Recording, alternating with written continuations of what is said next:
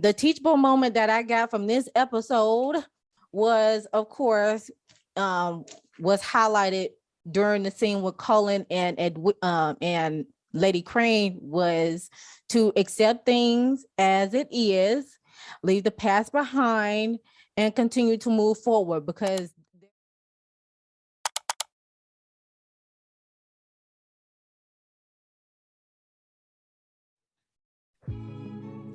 hello, everyone, and welcome back to another episode of, welcome back to my channel. This is not a podcast episode. What am I talking about?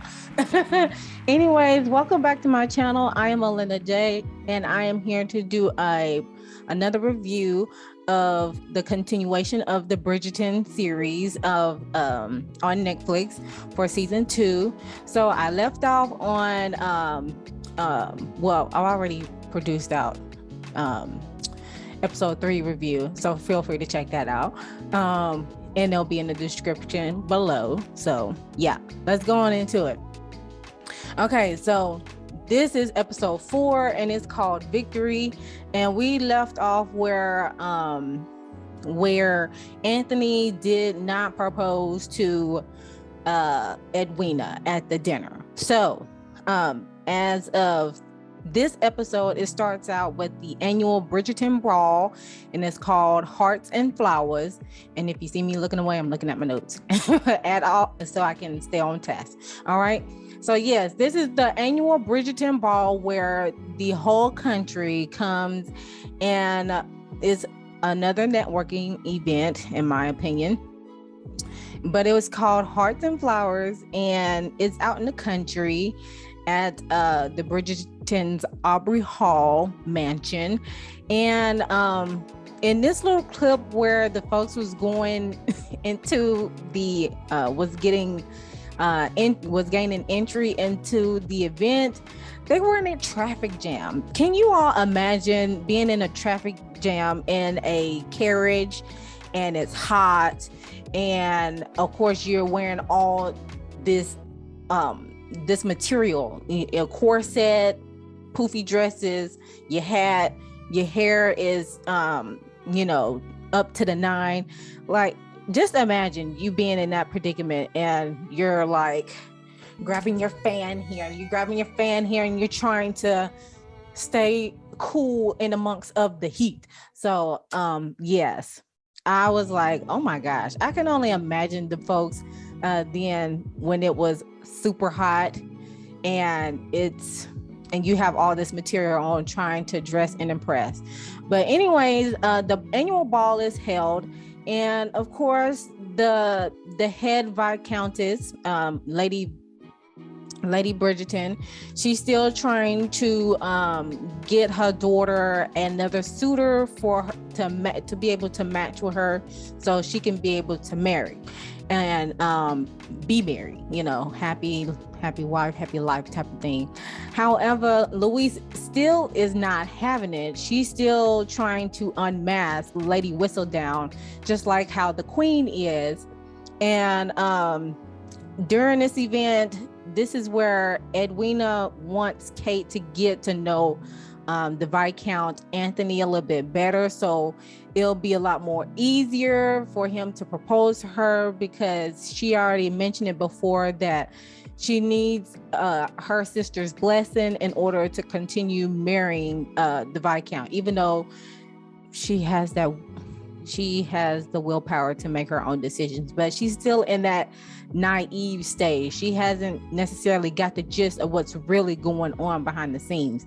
So Kate, as apprehensive as she is, as usual, she's still a little pushback on that. However, she stated before, she's going to do whatever is necessary to get with to be cordial enough so the flow of process of the inheritance scheme can proceed as scheduled. So while everyone is outside in the countryside, mingling amongst each other, having tea, conversing, probably playing little games at the same time. The men, they are set out to do hunting out on the further countryside. And Edwina had mentioned to the Viscount Anthony about her sister Kate hunts as well. And of course, there is, here we go again, where women are not supposed to hunt. It's the men's job to go out and hunt. It's the role type of thing. And I hope y'all get the gist of what I'm saying. But it's the role that the men are set to hunt and get the food to provide for the family, while the women stay back, take care of the household, mingle amongst each other, have a little kiki conversation, and the list goes on. So that's when Kate was like, oh, what is it about me as a woman to go hunting with you guys? I mean, I can do it. It was giving, I can do anything better than you type of thing. It was giving those teas. And like I said, I love the character of Kate because she's able to challenge the Viscount Anthony like any other, like no other character. You know, Edwina, she is picture perfect. You know, she is the amicable suitor by far for any individual, especially for a Viscount. However, when it comes to what the Duchess Daphne has stated, as well as Lady Bridgerton, Mother Violet, has stated to Anthony before, like, you really don't want to live a life in misery because you just chose a partner that will fulfill the duties but not offer any type of love and affection or feeling at the same time. So this is when Kate basically challenges Anthony to be like, okay, since you want to challenge me on my hunting skills or whatnot, I'm gonna go. But however, she has to get a chaperone to go. So one of her maids is her chaperone, and Lord bless her heart, because she is being a maid. You are used to being in your element, which is being in the house, doing house duties. However, when the maid chaperone was out, while the maid was out there chaperoning Miss Kate while she hunts with the men, she just, you know, skipping and hopping, making sure no bugs, no trees getting her, you know, her skirt or whatever. It was hilarious. I thought that was a hilarious scene. But yes, this is another avenue with Edwina advising Kate and to go along with the men on the hunting venture to scope out any deers, any food that's will be able to provide on the table. This is a chance. This is basically the final chance of them to getting along or being cordial enough to where he can be able to propose to Edwina, which I think it was a bad idea in the background. But of course, Edwina doesn't know that. She's just trying to do whatever is necessary so she can get proposed to. Okay. Anyways, that's when, of course, Cullen is at the, I believe he's at the ball as well, conversing with people, especially with Penelope and Eloise. And he had mentioned that he was going to take a trip, well, basically a stroll down memory lane and visit Lady Crane, aka Miss Marina Thompson. Now, Miss Marina Thompson, she is the girl that was last season's scandal, getting pregnant by someone that was out in the war, and he ended up getting killed. And Colin, he couldn't necessarily mess with her because of the fact that she was pregnant, and she hid it for a long time before she had no choice to come out saying that she's pregnant and is by someone else far away. And, even though that person is gone, there is that person has a brother. And so I'm going to have to go this route in order to, make it. And it is also Lady Crane. She is also the cousin of the Featheringtons as well. So, it was, it was a good thing that he went to go visit her, but at the same time, it's just like, you trying it, Colin. So yes, Colin went to go visit Lady Crane because she does stay up the road from Abbey Hall, from what Eloise had told him. And we know, well, of course, when you watch it, we knew she was pregnant during season 1. However, we didn't know the sex of the baby, or it was going to be more than one. And in this season, we realized she had twins, a boy and a girl, Oliver and Amanda. So, of course, he went to go visit her. And, of course, he still have a little bit of feelings for her. But at the same time, she, on the flip side, is just like, okay, it's time to grow up. No more of the La La Land talk, breadcrumbing, stringing me along type of thing. It's definitely over and dead, and I'm content where I'm at. As far as, her having her baby, having her babies, having a place to stay, and is living the privileged life as she shall desires.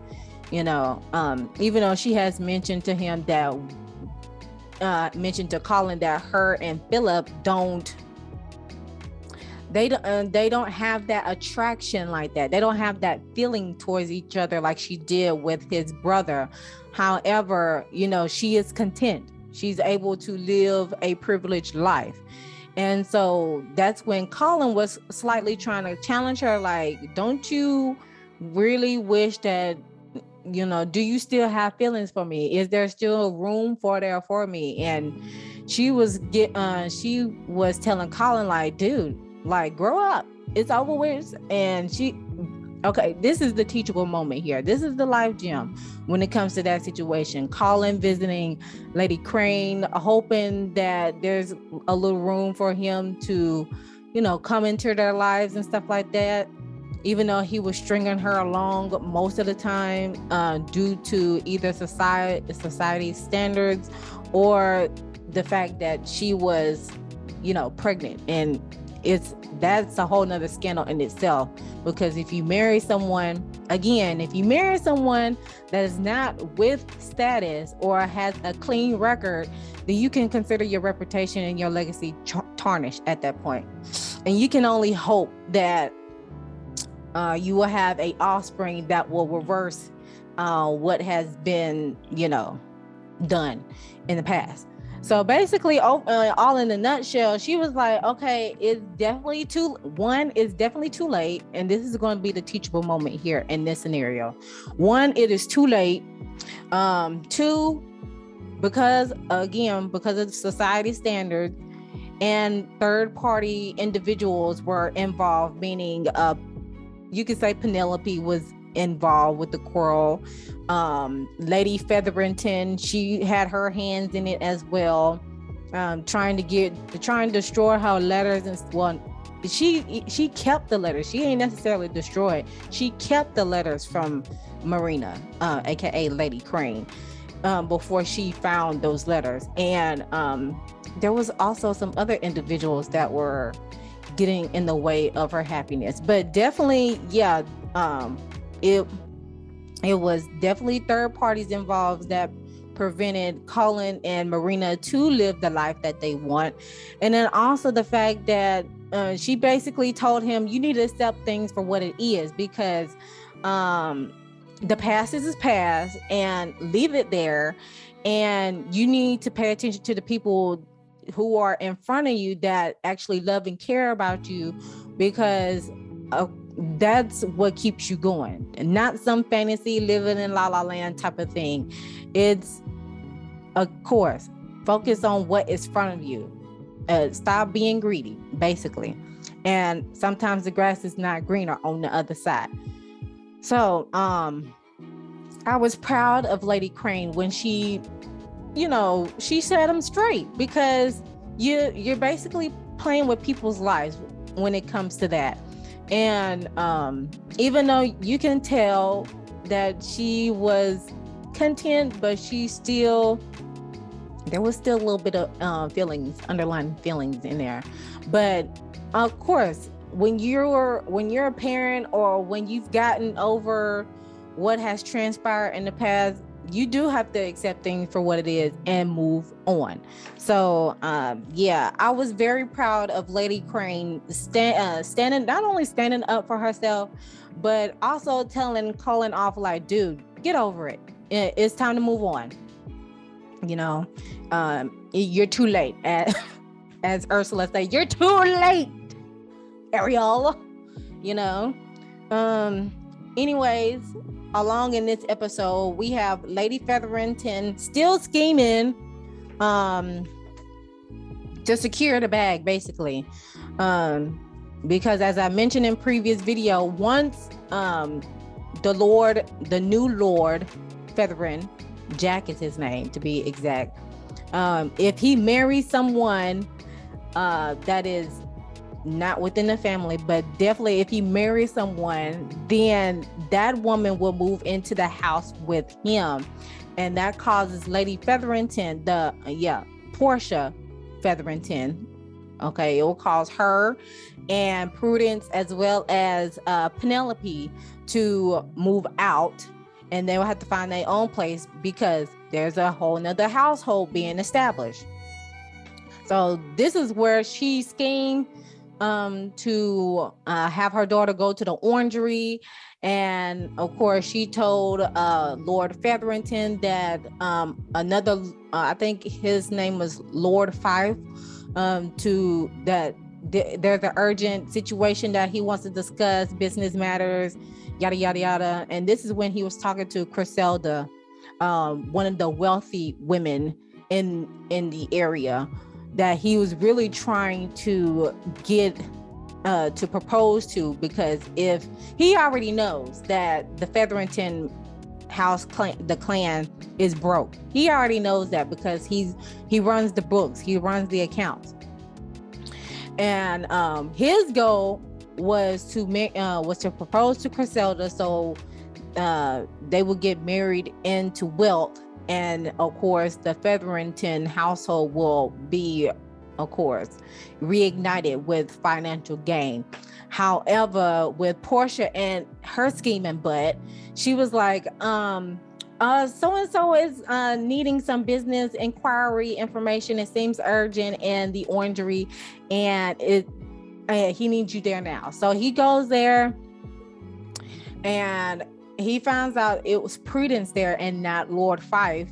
And of course, Lady Portia Featherington, the mother, she gathers enough people, even Griselda and her family, to come and witness what she has schemed it as to them, like the people who's going to expose Lord Jack Featherington and Prudence.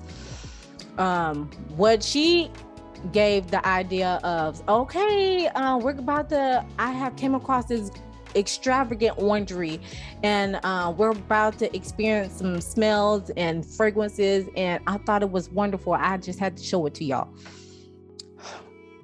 Little did everyone know that it was going to be a slight scandal, because anytime you are, it's okay.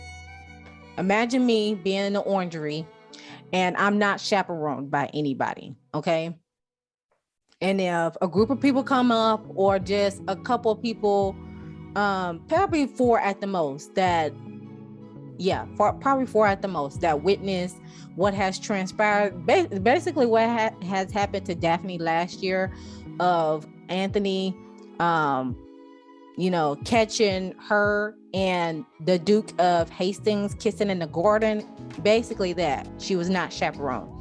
But again, like, if a woman is caught with a male that is not chaperoned, and a couple of people come forward and say, hey, what are y'all doing? Are you chaperone? Are you not? Okay, well, this is a scandal, y'all. We caught you in the garden. We caught you in this location. We caught you in the alley. Now you got to be forced to be wed, basically. And I'm like, dang, bro, if that same scenario applied to this day and age, I can only imagine all the forced marriages that would happen. Oh my gosh. Because back then, if you had got pregnant before marriage, then you were basically forced to marry the person you got pregnant by. So yeah, I can only imagine in this climate if that scenario still apply. So yeah, on until the the next couple of scenes in the episode is of course, after much tug and pull from Kate and Viscount Anthony, Kate finds out that she finds a little bit more in depth of how the previous Viscount had passed away, which was from a bee sting. And of course, Anthony, he kind of realized that she's afraid of the thunderstorms because when there is a thunderstorm, she had told him that her father would read her books. And of course, he found her in the library because he seen a candle lit in the library, and he had to make sure that he blew it out, because candles starts fires. Okay, so of course, that's when Kate had reassured him, like, dude, this is the last straw as far as like proposing to my sister. This is what needs to be done so I can return back to India.